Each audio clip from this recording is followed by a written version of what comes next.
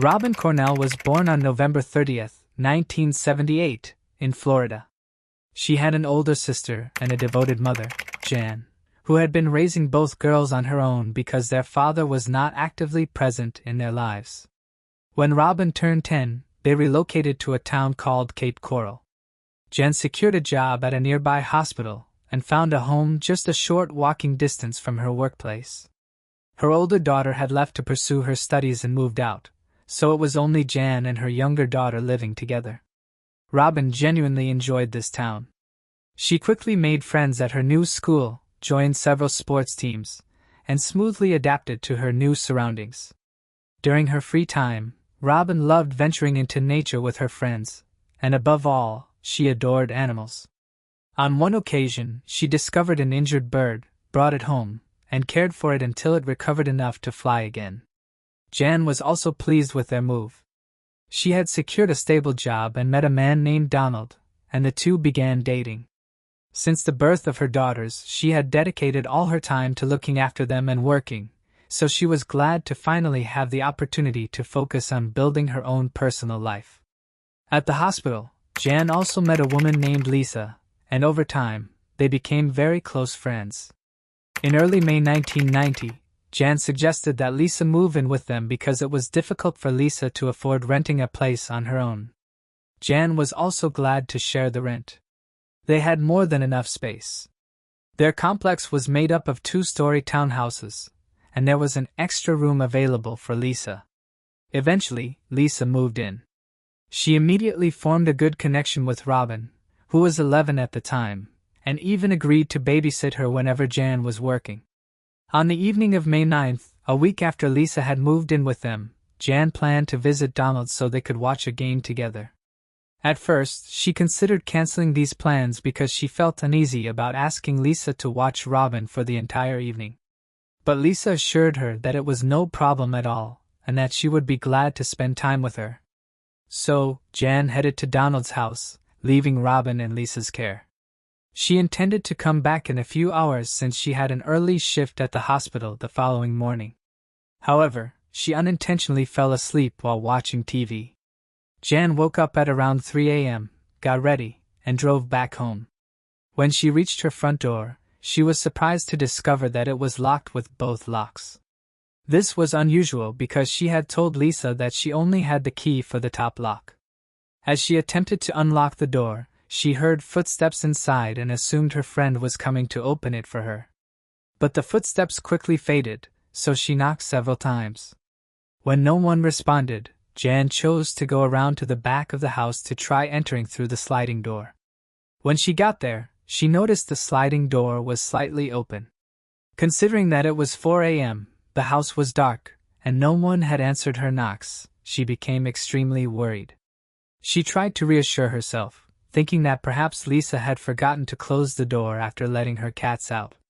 But once Jan stepped inside and walked into the kitchen, her concern only deepened. Family photographs of Robin and her older daughter were neatly arranged on an ironing board.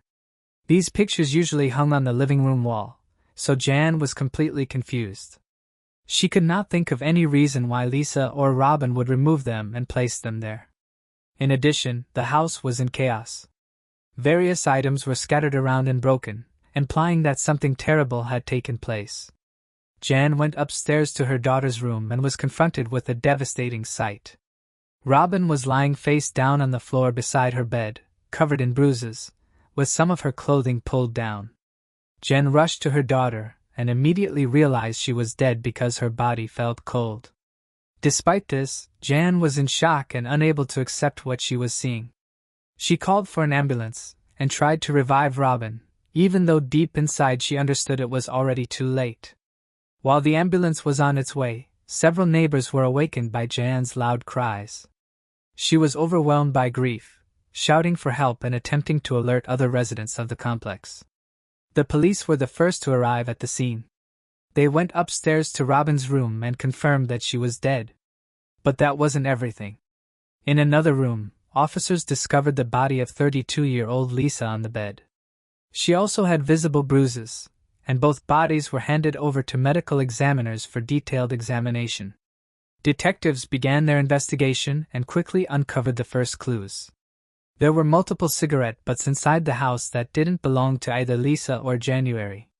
On the nightstand in Jan's bedroom, police recovered a set of car keys for a Toyota, which could match a broad range of models from the 1980s.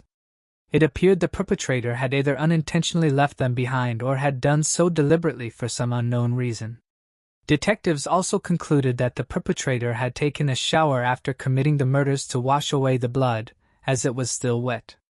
The killer had also left his socks in the bedroom, though police couldn't determine why. With Jan's help, they learned that several items were missing from the house. Lisa's driver's license, her credit cards, a checkbook, and a watch she had planned to give to her boyfriend. Notably, the watch had an engraved message from Lisa to her boyfriend expressing her love. The choice of stolen items seemed peculiar to investigators. The watch wasn't especially valuable and would not sell for much, and the personal engraving would make it easy to trace. Additionally, ATM withdrawals using the stolen credit cards would be simple to track. Because of this, detectives were unsure why someone who had committed a double murder would take such items. As for the photos of Robin arranged on the ironing board, detectives theorized that the perpetrator might have placed them there as a message either for Jan or for law enforcement. Local investigators immediately requested help from the state police, as their own resources were clearly insufficient for such a complicated case. Forensic specialists arrived at the scene and began examining the home with modern tools to search for clues. First, they determined that the perpetrator had entered the home through a first-floor bedroom window by cutting through part of the protective screen. Next, they examined Robin's bed and located some biological material on the sheets, which was sent to the laboratory for analysis. Although DNA testing was already available at the time, detectives had to wait a considerable amount of time for the results. Meanwhile, medical examiners analyzed the victims' bodies and determined that the cause of death for both Lisa and Robin was asphyxiation. According to experts, the perpetrator delivered multiple blows to them and then killed both victims using pillows. They also confirmed that both victims had been assaulted and extracted the perpetrator's biological material from Robin's body, which was immediately sent to the laboratory. Experts concluded that the perpetrator most likely committed the assault after the murders. A male hair was also found on Lisa's body and was sent for analysis. While awaiting the DNA results, police began looking for possible suspects. They soon received their first significant lead. Jen mentioned that for the past 3 nights, she had been awakened by strange noises. She would wake up to the sound of the gate in her yard creaking, and even felt as if someone was opening the sliding back door. However, because it was dark outside, she couldn't see whether anyone was near her home. On the morning of May 9th, when daylight had already appeared, she woke up and saw a man standing outside her window. He smiled and then disappeared from sight. Jan was frightened but chose not to call the police. She hadn't gotten a clear view of the man's face and thought he might be someone from the complex, since the townhouses were all connected. Detectives immediately began checking Jan's neighbors, not only in their complex but also throughout the nearby area. They looked into all the men, examined their alibis for the night of the murders, and requested DNA samples. Through this process, they identified 19 individuals who might have potentially committed the crime. Later, this list was reduced to 10 names, but police couldn't confirm any of them as the culprit. When experts analyzed the DNA samples from the semen found on Robin's body, as well as the samples from her bedsheet and pillow, they determined that all 3 came from the same man. However, no matching profile existed in the FBI database, and the samples did not match those provided by some of the neighbors. Not all neighbors voluntarily agreed to provide their genetic material, and detectives soon zeroed in on one of these individuals. After interviewing other neighbors, they learned that this man had often been seen peeking into windows, although he had never been formally charged. Their suspicions intensified when this person suddenly moved to another state shortly after the murders. Police investigated his possible involvement, and even traveled to Missouri to question him, but they were unable to tie him to the crime. When they showed Jan a photograph of this man, she said he resembled the individuals she had seen outside her window, but there was no clear evidence linking him to the murders. Another resident also reported seeing an unfamiliar car on the complex property the day before the murders. She said the car was moving slowly between the houses, and a man wearing a red cap was driving, but police were unable to track him down. Detectives also tried to investigate every owner of Toyota vehicles that matched the models compatible with the keys found in Jan's room, but that line of inquiry produced no results either. Since the perpetrator had taken many of Lisa's personal belongings, including the watch she intended to give her boyfriend, investigators considered the possibility that the murders may have been committed by someone who knew her personally and had specific motives. They examined her boyfriend and attempted to identify any former partners, but no evidence connected any of them to the crime. As a result, the case came to a halt for months. Police kept working on it, investigating new suspects and comparing their DNA with the perpetrator's sample, but every lead ended in failure. Jan repeatedly addressed the public, asking for any information that could help police identify the killer. She was also confused about how none of her neighbors heard anything that night, even though investigators believed the murderer must have caused significant noise.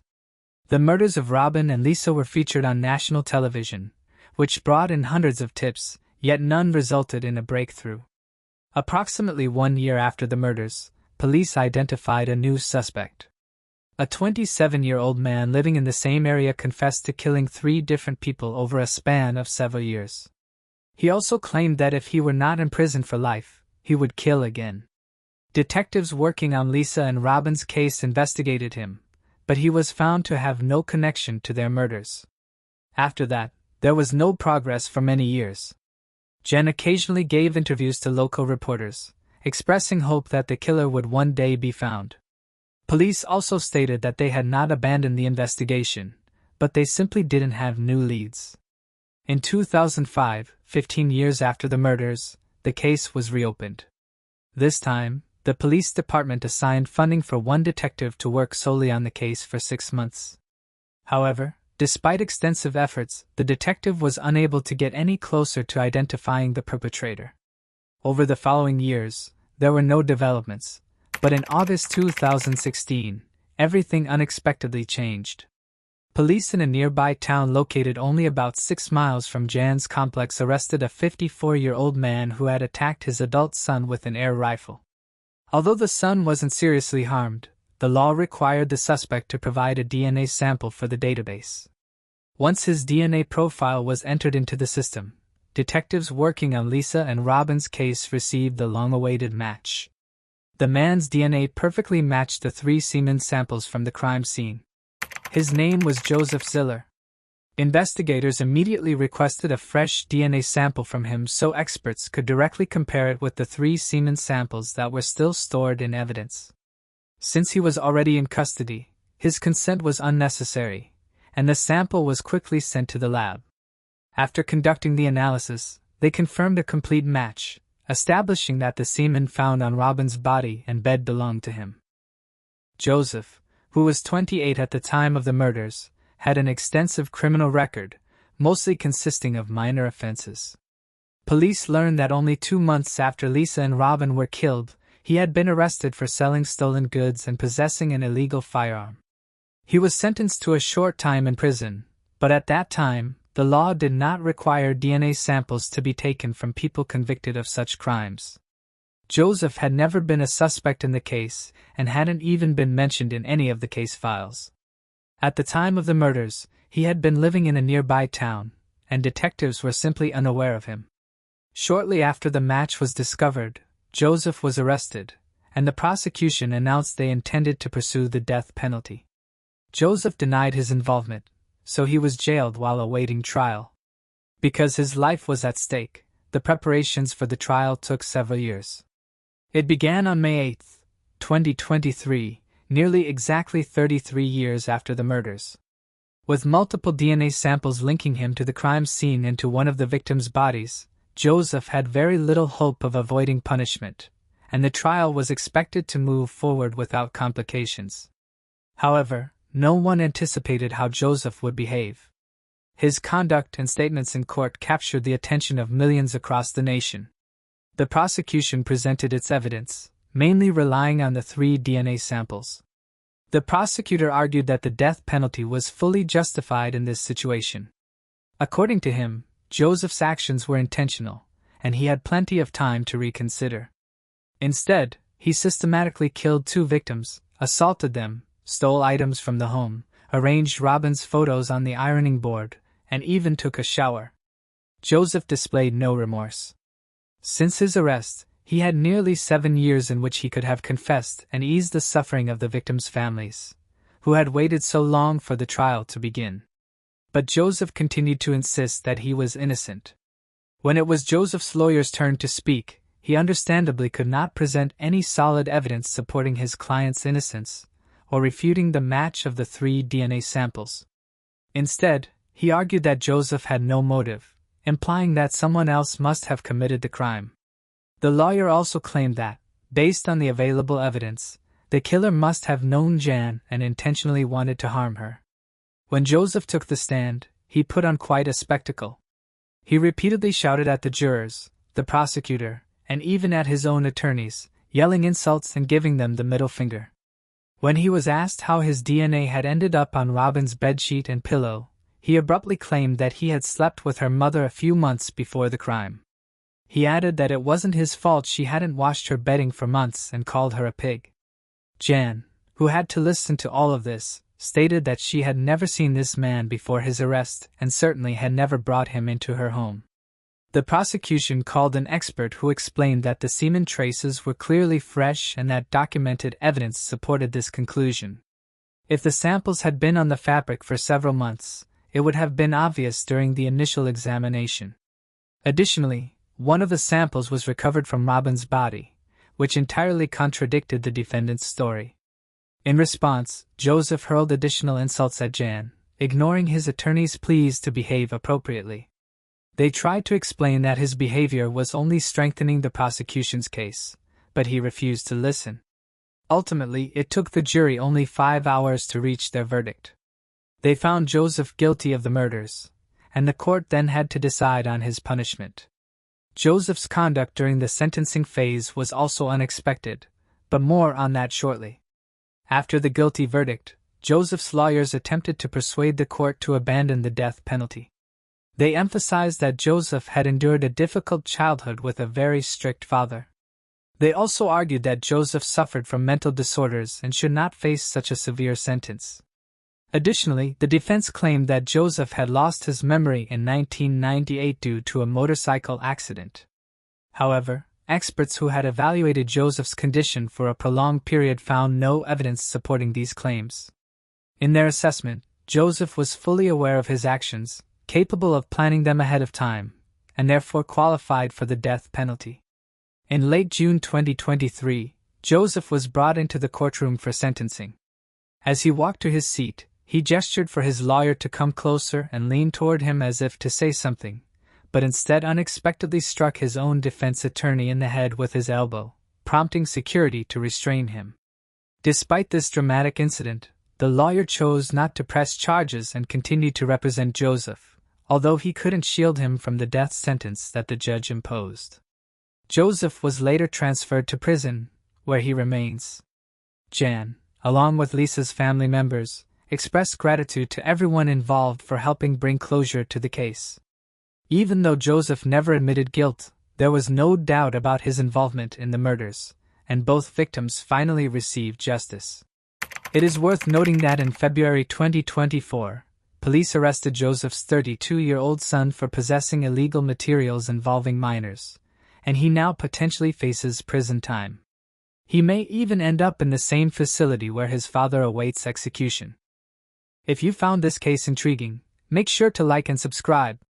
We upload new crime case videos every night.